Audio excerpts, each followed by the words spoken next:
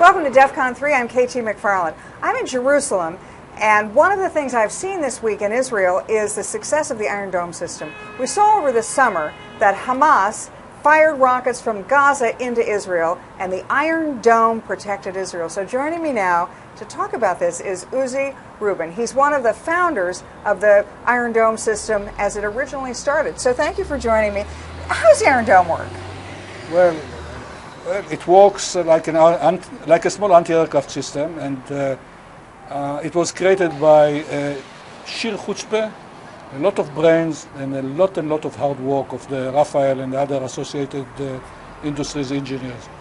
A tremendous achievement of brain power and persistence. Now, when the Israelis came to the United States several years ago and said, we want to create an Iron Dome system, as I understand it, the Americans said, you'll never be able to do it, it's too difficult. And so the Israelis went ahead without American support? Well, we started without American support, simply they had no time. After the Second Lebanon War in 2006, where more than 4,000 rockets fell here, killed 53 people, expelled about 500,000 people left home, tremendous damage to the economy. It was obvious that we need a defense system.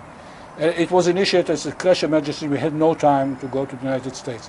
However, the United States was very interested. They sent teams. They looked up the design of Rafael, and they said, no chance, no chance, not in the time, not in the money, probably won't work. And the same people who did that verdict at the beginning of Iron Dome came back several years later and said, well, unbelievable, you did it. And so the United States is helping Israel now? The United States is helping very generously. We're very thankful for that. Let me say this, my opinion. Israel is rich enough now to have carried all this financial burden by itself. However, there is a lot of discussion about it, a lot of argument about it, schools of thought, defense versus defense, so on.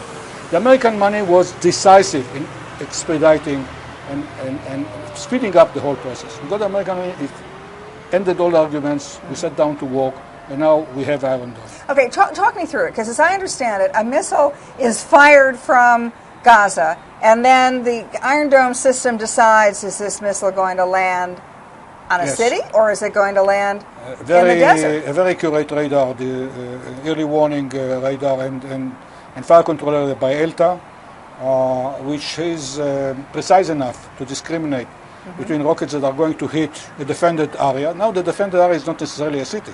Could be an airport, could be Ben Gurion Airport. This is a decision. It's the decision of the Air Force Air Defense Command what to defend.